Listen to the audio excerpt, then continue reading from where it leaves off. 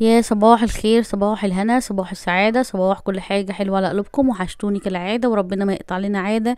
يوم جديد من أيام العيد واحنا موجودين في حديقة الأزهر زي ما شفنا كده.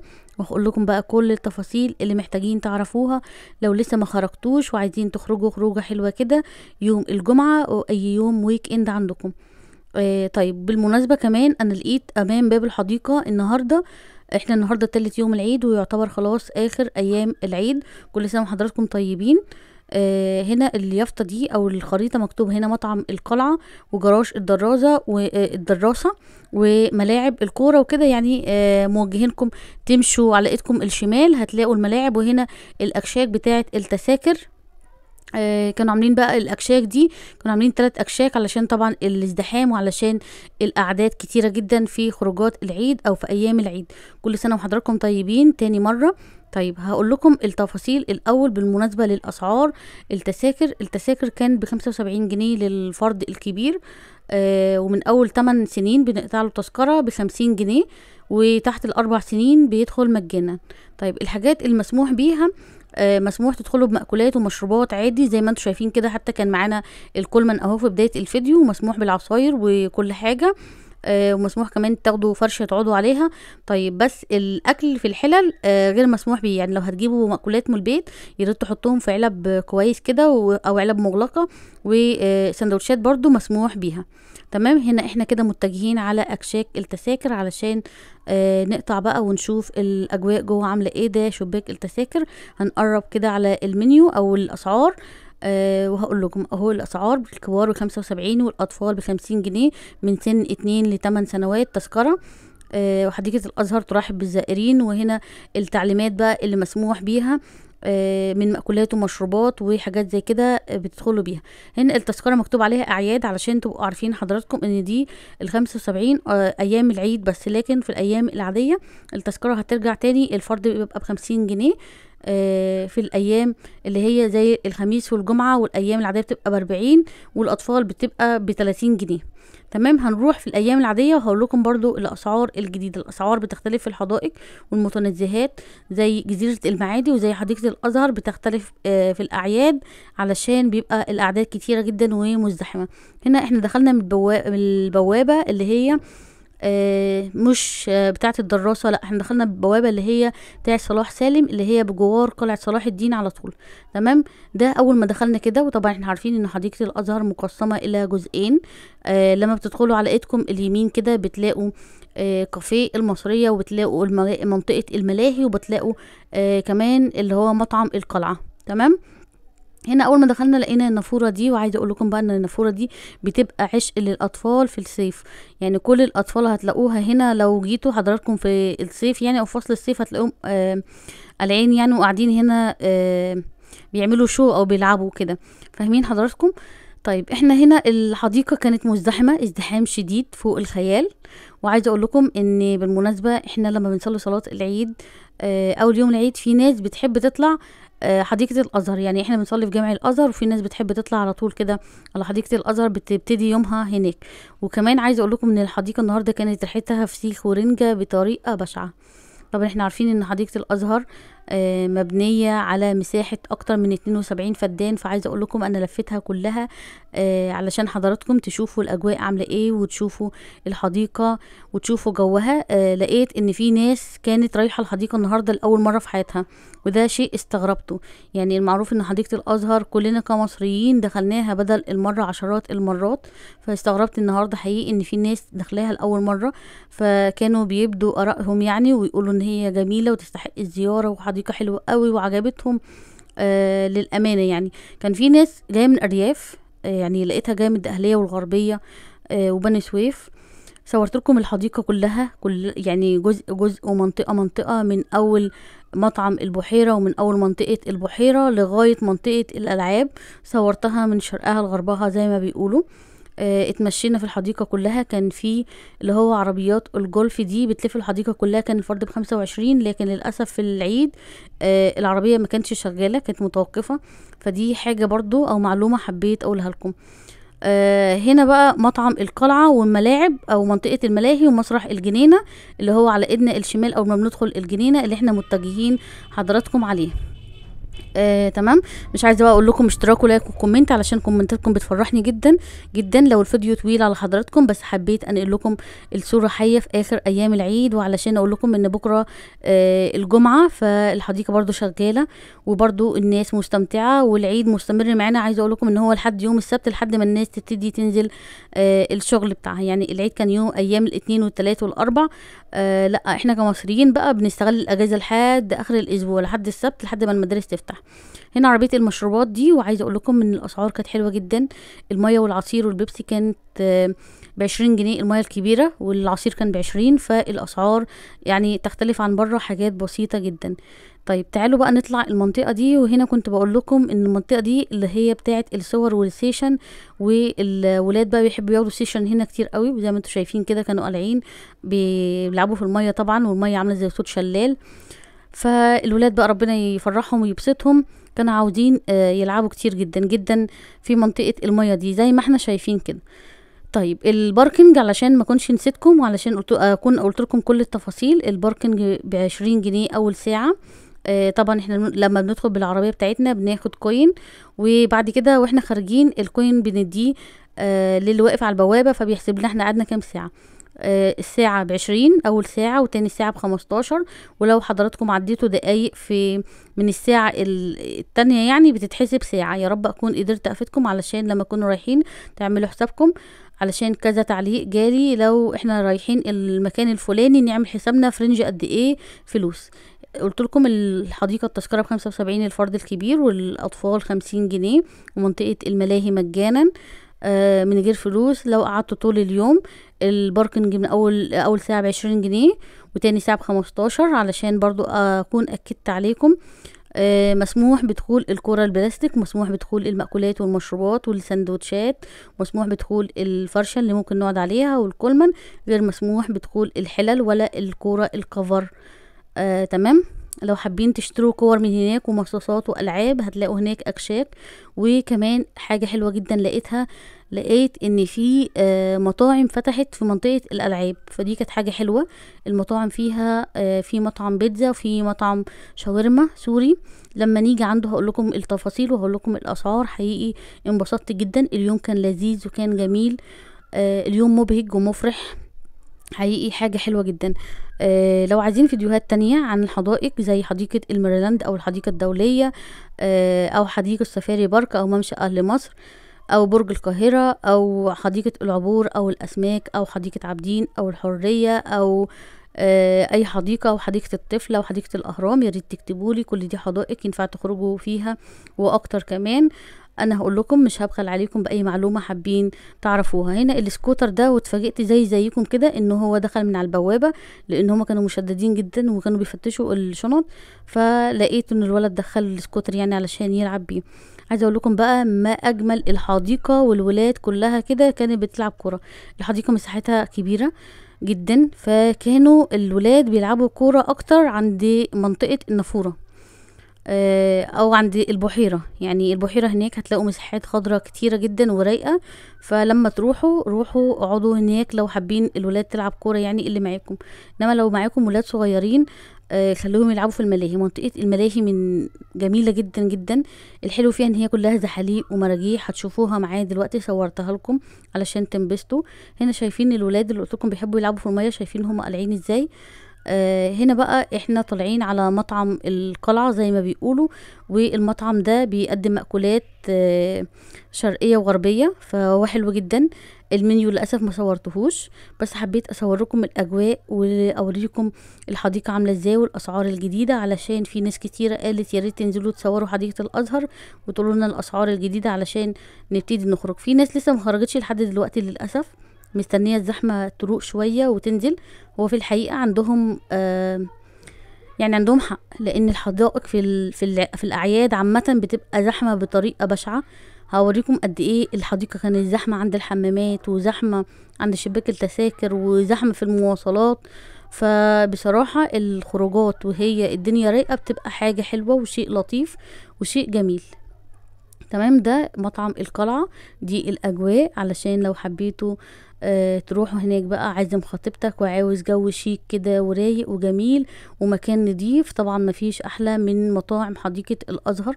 حاجة حلوة جدا. بالمناسبة كمان الحديقة كان مسموح فيها نعمل فطار او نفطر فيها في رمضان، فدي كانت حاجة حلوة. خلوا عندكم الفيديو سيفوه علشان لو حبيتوا تفطروا يعني في رمضان ان شاء الله الجاي، فيبقى عندكم الاختيار المتاح حديقة الازهر وجميع حدائق مصر كلها. تمام. هنا بقى مستمرين بقى وماشية ومتجهة عند منطقة الملاهي اللي الولاد كلها بتعشقها، واحنا كأمهات ما بنروحش الحدائق الا علشان الملاهي. عايزة اقول لكم ان حديقة الميرلاند فتحت ملاهي جنبيها تحفة جدا، وكمان جوه الحديقة في برضو ملاهي.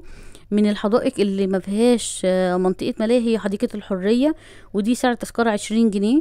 من الحدائق الجميلة اللي ممتعة اللي فيها كل ما يشتهي الأنفس زي ما بيقولوا، حديقة حيوان و2 ملاهي، ملاهي للكبار وملاهي للأطفال، وفيها قطر بيلف الحديقة، وفيها مساحات خضراء تنفع الولاد تلعب فيها كورة. الحديقة الدولية دي تعتبر من اجمل الحدائق لان بيبقى فيها اكتر من انشطه، اكتر يعني من نشاط، وفيها كمان ينفع تعملوا حفله شوي، تاخدوا الشوايه من البيت والفحم والحاجات كده وتدفعوا لها رسوم بسيطه. دي من الحدائق الحلوه قوي والجميله قوي والقريبه لقلبي. انما حديقه الازهر وجزيره المعادي بيغلوا التذكره في العيد غير الايام العاديه.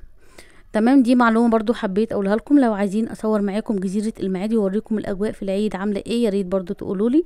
هنا احنا داخلين بقى على منطقة الملاهي زي ما قلت لكم، وكمان لقينا الرسم على الوشوش. ده حلو قوي اللي هو الولاد بيحبوه. طيب سعر الرسم ايه؟ الرسمة كانت بتبتدي من 25 و35، وكمان كان في رسم حنة للولاد اللي بيحبوا رسم الحنة او البنات اللي بتحب رسم الحنة. الرسمة كانت بتبتدي من 35 و45 جنيه. فدي حاجة حلوة، ويا رب اكون قدرت افيدكم علشان لو عايزين ترسموا حنة بقى في العيد وكده. تمام يا ولاد، تمام يا بنات. حطولي بقى اشتراك ولايك وكومنتات كتيرة جدا جدا جدا. هنا احنا المنطقة دي انا بحبها قوي. بصوا عاملة زي كشك الشاي او بصوا هي منطقة حلوة معمولة من الرخام كده. المنطقة دي بقى مش عايزة اقول لكم ان هي بتبقى في الايام العادية بتبقى قد ايه حلوة وجميلة، يعني للي هم الحبيبة او المخطوبين او كده، او اللي هم عايزين يتمشوا بتبقى الجو بتاعها رايق. هي المنطقة دي فوق منطقة الملاهي على طول اهو. هعمل لكم زوم. من الحاجات الوحشة اللي حصلت النهاردة ان شايفين وانا بصور لكم هنا كده انا وقعت على رجلي وقعة جامدة جدا جدا، فيا ريت بقى ادعوا لي ان رجلي تخف. طيب وقعت على رجلي لان انا كنت بحاول اصور لكم الحديقه كلها من اولها لاخرها. بصوا دي منطقه الملاهي بعمل لكم عليها زوم علشان تشوفوا الاعداد قد ايه. يعني احنا جينا متاخر، جينا على الساعه 3 العصر كده، وكان اخر يوم العيد، فلسه الناس زي ما قلت لكم معيده. كل سنه وحضراتكم طيبين، عيد سعيد. ربنا يا رب يحل ايامنا كلها وتبقى عيد. فهننزل بقى منطقه الملاهي واوريكم الاجواء عامله ازاي. بصوا المكان ده خدت لكم لفة تاني علشان اقول لكم واكد عليكم. ايوه هو المكان ده اللي انا وقعت فيه، فادعوا لي بقى ان رجلي تخف لاني وقعت وقعة جامدة. هنا نزلنا بقى على منطقة الملاهي علشان افرجكم الالعاب وعلشان اقول لكم ان الملاهي دي هو مفيش سيارات تصادمية ولا العاب كبيرة يعني، بس هي كل الالعاب تناسب الاطفال من فئة السنة لحد مثلا 10 سنوات، ده اللي مسموح بيه. هتلاقوا كمان الامن لو حبينا احنا ككبار نلعب او نلعب الولاد على الزحاليق هيقول لكم ممنوع. تمام. ينفع بقى تدخلوا بالفسيخ والرنجة والبصل والحاجات دي. خدوا حاجاتكم في شنط زي ما انتوا شايفين كده، بس علبوها كويس او حطوها في علب وقفلوها كويس علشان العلب هي المسموح بيها. مسموح طبعا بدخول عربية الاطفال. لما تيجوا شلة او تيجوا اسرة مع بعضيكم قسموا الاكل والحاجات في شنط كبيرة. وطبعا الكفر زي ما قلت لكم ممنوع، فيا ريت ما تحطوهاش حتى في وسط الحاجات علشان بيفتشوا الشنط والكوره. يعني هيحتجزوها عند الامن بره عند البوابه. تمام. حديقه الازهر ليها بوابتين، بوابه ناحيه الدراسه او ناحيه جامع الازهر، وبوابه تانية ناحيه صلاح سالم بجوار قلعة صلاح الدين، ودي اللي دخلنا منها حاليا. لان احنا لما بيكون معانا العربيه يعني فبندخل من ناحيه البوابه اللي عند الدراسه، فالنهارده جايين مواصلات بقى، فحبينا نشارك معاكم الاجواء. وهنا داخلين على منطقه الملاهي اهي حضراتكم، ومنطقه المطاعم او الفيد كورد. عندهم مطعمين بيقدموا بيتزا وشاورما وسندوتشات برجر وسندوتشات سوري وكريب، والاسعار حلوه جدا. بالنسبه للفشار، والفشار كان من اول 25 و35 و45. كمان معلومه علشان ما كنش نسيتكم واكون قدرت اقول لكم كل المعلومات اللي حضراتكم محتاجينها. كان في اللي هما بيصوروا او المصور اللي بيطلع الكارت كان من اول 60 و80 و45. وكمان كان ممكن هو يصورك بالكاميرا بتاعته ويديك الصورة على التليفون، ودي تكلفتها كانت 20 جنيه. علشان ما كنش قدرت علشان اكون قدرت اقول لكم كل التفاصيل اللي حضراتكم ممكن تعملوها او الانشطة اللي ممكن تستفادوا بيها في حديقة الازهر. تمام. حديقة الازهر هسيبكم تسمعوا صوت الولاد وهما بيلعبوا ويتنططوا، وهرجع لكم تاني. يا رب اكون قدرت افيدكم. كل سنة وحضراتكم طيبين. جانا زي ما شايفين بقى كلها زحاليق.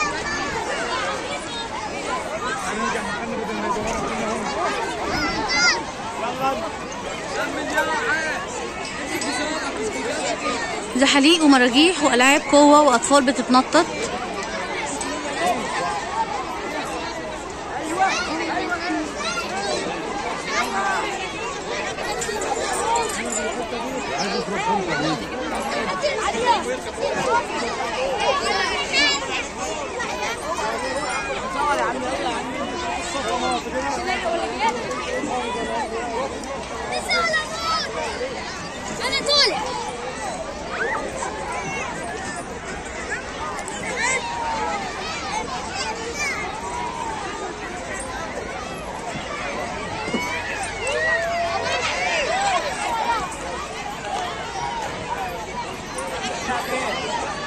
تلعب اللعبة اللي بعدها ايه؟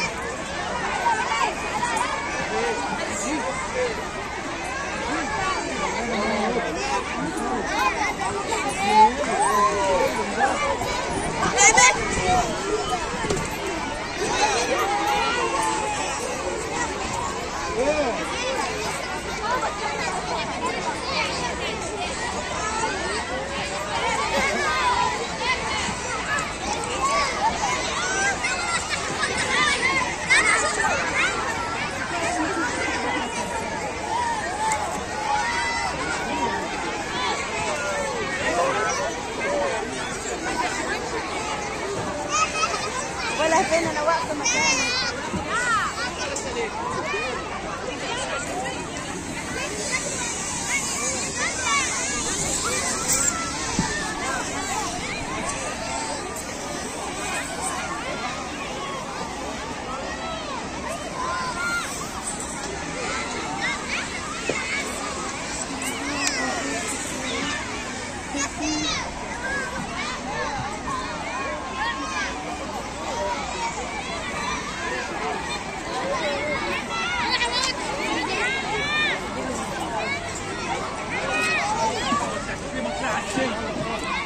لا يطلع السلم زي العيال. زحمه زحمه.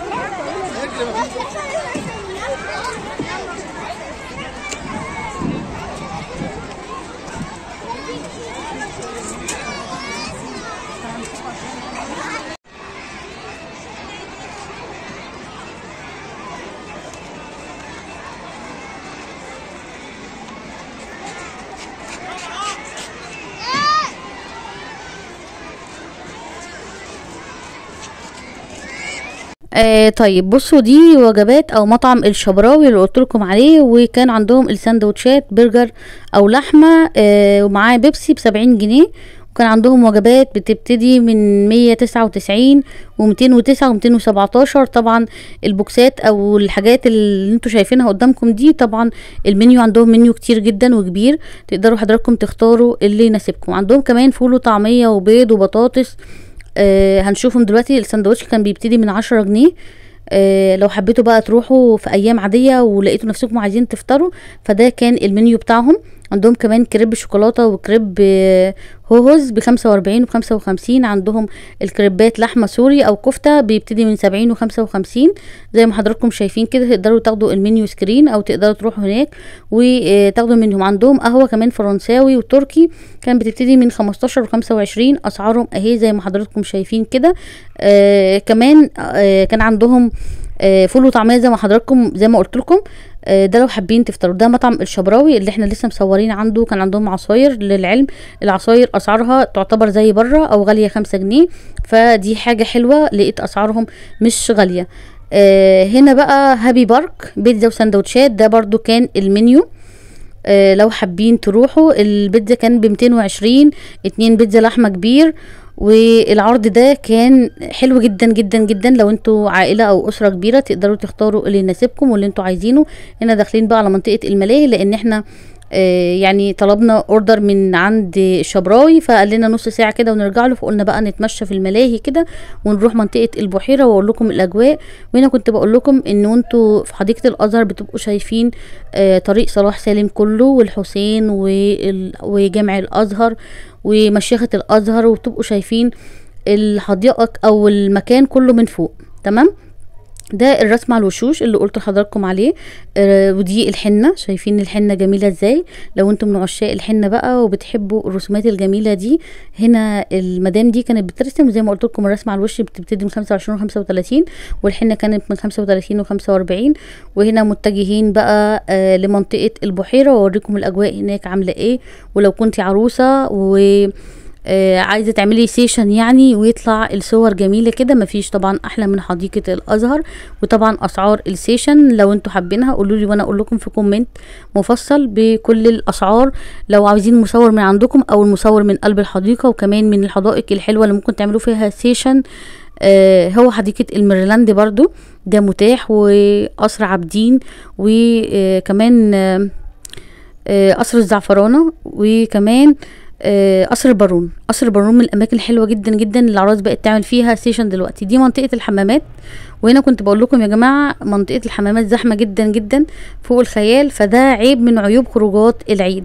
هنا لقينا حد تاني شاب يعني وواحده، فبيرسموا للولاد برضو الرسومات اللي هي على الوشوش، برضو بيرسموا حنه وكده. فحبيت اقول لكم ان هما اتنين يعني مكانهم عند الحمامات كده، مكان ما انتم ماشيين. وكمان منطقه الملاهي فيها المدام اللي احنا شفناها. تمام. هنا دي الحمامات. من عيوب الخروجات ان هي بتبقى مزدحمه ازدحام شديد، وكانوا واقفين طوابير، وما ادراكم بقى ما الطوابير اللي هما بيبقوا واقفين بقى فيها. هنا نازلين خلاص متجهين على البحيرة علشان نشوف الأجواء وعلشان نشوف العرايس اللي هناك. وكمان في الحديقة في بتاع ده في ايه كمان في الحديقة في قاعة أفراح. دي كنت عايزة اقولها لكم علشان برضو لو حابين تحجزوا برضو فرحكم في مكان مختلف كده ومكان شيك ومكان أنيق. عندكم حديقة الازهر فيها قاعة افراح، وكمان سفاري بارك فيها اكتر من 5 قاعات افراح. يعني عايزة اقول لكم تقدروا تختاروا اللي يناسبكم من جهة يعني الفئة الاقتصادية اللي تناسب حضراتكم تقدروا تختاروها. سفاري بارك من اجمل الحدائق واجمل الاماكن، وكمان التذكرة بتاعتها كانت ب30 جنيه، ومسموح برضو بدخول المأكولات والمشروبات. وفيها يعني كمية مطاعم كبيرة جدا وكتيرة، سواء بقى لو كنتوا عايزين كشر او سندوتشات او مشويات، فدي حاجة تناسبنا كلنا. مكانها فين؟ مكانها في امبابة عند كوبري عرابي. فبرضو لو اتاحت الفرصة وعايزين اصور لكم فيديوهات في العيد هروح. احنا كنا مصورين قبل كده فيها فيديو كذا مرة، وكان سعر التذكرة كان ب20 جنيه، وكان فيها منطقة ملاهي وملاعب كبيرة، وهي مبنية على الطراز الريفي. فهتلاقوا فيها جمال وحسنة، وهتلاقوا فيها سواقي زي السواقي اللي موجودة في منطقة الفيوم. فدي من اكتر الحدائق المحببة لقلبي، هي وحديقة الازهر وحديقة الدراجات. حديقة الدراجات برضو موجودة معانا في مدينة المستقبل، وسعر تذكرة الدخول كان 25 جنيه، وتقدروا حضراتكم تركبوا عجل لو من محبين العجل. فده متاح. عندهم تراك كبير، ولو معاك عجلة برضو تقدر تدخل بيها. فدي برضو معلومات حبيت اقولها لحضراتكم ونوه عليها في الفيديوهات بتاعتي علشان تستفيدوا اكتر بكذا مكان. هنا الولاد بصوا زي ما قلت لكم بيلعبوا في الميه. حبيت اصورهم برضو في الحديقة من اولها لاخرها علشان اقول لكم ان المية دي الولاد زي ما انتم شايفين كده، حتى الامن برضو كان بيزعلهم بس هم برضو مفيش فايدة يعني. ربنا يفرحهم، فرحانين بقى عيد. كل سنة وحضراتكم طيبين. عيد سعيد لحضراتكم. يلا بقى قولولي، بتحبوا تخرجوا فين؟ بتحبوا تخرجوا تقضوا العيد هنا في القاهرة وحدائق القاهرة، ولا بتسافروا البلاد، ولا مستنيين بعد العيد تخرجوا، ولا هتروحوا فين؟ انا عن نفسي يعني بحب القاهرة وبحب بلدي، بس لو اتاحت الفرصة اني اسافر اسكندرية واقضي هناك العيد هسافر، وهصور لكم برضو فيديوهات واوريكم الاجواء هناك عاملة ازاي. اسكندرية من احب الاماكن لقلبي واحب البلاد، بشواطئها، بناسها، بكافيترياتها، بحدائقها. لا، اسكندرية من احب البلاد حقيقي، هي وبورسعيد، بس اسكندرية اكتر شوية. اسكندرية فيها حديقة أنطونيادس والمنتزه والمعمورة وحديقة الحيوان. اسكندرية جميلة جدا جدا جدا بناسها وبأهلها وبشواطئها وبجوها. فأنا بصراحة بحب اسكندرية أوي. يلا قولولي بقى انتوا بلدكم ايه، وبتحبوا أكتر بلد تسافروها ايه؟ تمام. هنا احنا داخلين على منطقة القلعة، والمفروض ان ده مطعم البحيرة، فكنت هصوره فلقيت مش متاح يعني اصوره، فان شاء الله انتظروني في فيديوهات تانية اصوركم الاجواء والمنيو. بصوا شايفين الولاد دول بيعملوا ايه؟ دول حبيت اصوركم مخصوص. شايفين الولاد بيحطوا ايديهم على النافوره كده ويسدوها وبعدين يلعبوا، يعني هو ده لعبهم. وعايزه اقول لكم ان الاهالي كانت موجوده، يعني اهاليهم موجوده مش جايين لوحديهم. فيعني في اهالي كده بتبقى قاعده مخها مش هنا يعني، فبتبقى سايباهم. فبصراحة هو ده منظر مش حضاري، والولاد تتغرق وهدومها تتبهدل وتتعب وتعيا وكلام كتير كتير، فهم سايبينهم. تمام. هنا بقى احنا اسفين على الاضاءة اللي مش متظبطة دي، بس احنا داخلين كده على مطعم البحيرة اهو زي ما انا قلت لكم، ورايحين على منطقة البحيرة واوريكم الاجواء هناك. كان نفسي اركب اللي هي عربية الجولف دي، بتلف الحديقة، بتبقى حلوة جدا، بتشوفوا كل معالم الحديقة وانتوا راكبين العربية، فدي تبقى وسيلة حلوة جدا لو معانا كبار السن وعايزين يلفوا الحديقة. هنا دي الخريطة، وده بيقول لكم ان هنا باب المحروق ومسرح الجنينة ومنطقة العاب الاطفال وكافيه الحديقة يعني. فالخريطة دي حلوة جدا جدا علشان ما تتوهوش وما تحتروش. يا ريت تاخدوها اسكرين او تصوروها وتخلوها على التليفون، لاني قابلت الناس كانت يا عيني عند منطقة الالعاب بتاعة الملاهي وعايزين يجوا هنا عند منطقة البحيرة، فكانوا معاهم يعني هم كتار، كانوا معاهم ولد صغير شايلين رضيع، فللاسف لما قلت لها كانت هتمشي كتير، فدورنا على عربية الجولف علشان تركبها، فبرضو للاسف ما لقيتهاش. خدوا اسكرين او صوروا الخريطة علشان تعرفوا الحديقة وتعرفوا معالمها وتعرفوا انتوا رايحين فين وهتقعدوا فين. هنا بقى من اجمل الاماكن اللي العائلات والاسر بتحب تقعد فيها. ليه بقى؟ لانه زي ما انتوا شايفين كده المساحات الخضراء كبيرة. الولاد بقى بتبقى هناك في الجزء التاني بيلعبوا في الملاهي، فهنا بتبقى بتقعدوا براحتكم جدا والجو حلو قوي، والنافورة دي بتبقى عاملة يعني جو حلو وفظيع. كمان لو جيتوا في الصيف وقت الغروب كده، عايزه اقول لكم ان الجو بيبقى حلو حقيقي، النفسيه بترتاح لما بنخرج كده ونشوف الخضره والميه والهواء. بتغيروا من نفسيتكم 360 درجه لمجرد بس ان احنا نقعد كده في الهواء ده. فبصراحة بيبقى يعني غيرنا من نفسيتنا ورجعنا بنفسية تانية. طبعا من المعلومات كمان ان حديقة الازهر كلنا عارفين ان هي كانت مقلب زبالة واتطورت واتعملت لما الأغا خان جه زيارة لمصر وشافها، فكان حابب يعمل حديقة يعني. فهي اتبنت يعني او اتعملت سنة 2005، ومن الافلام اللي اتصورت فيها فيلم بوحة الصباح. فده كان دعاية اصلا للحديقة ساعتها علشان نعرف ان بلدنا فيها حديقة اسمها حديقة الازهر اتعملت واتطورت وبقت بالشكل ده. بالنسبة لاسعار التذاكر انا شايفة ان هو 75 جنيه غالي للحديقة، فياريت لو انتوا شايفين ان برضو السعر غالي ياريت تقولولي. دي برضو من المعلومات اللي حبيت انوه عليها واقول عليها. هنا دخلت لكم مخصوص علشان تسمعوا صوت النافورة عامل ازاي، وهسمعه لكم وارجع لكم تاني علشان تعرفوا ان الجو كان جميل ورائع.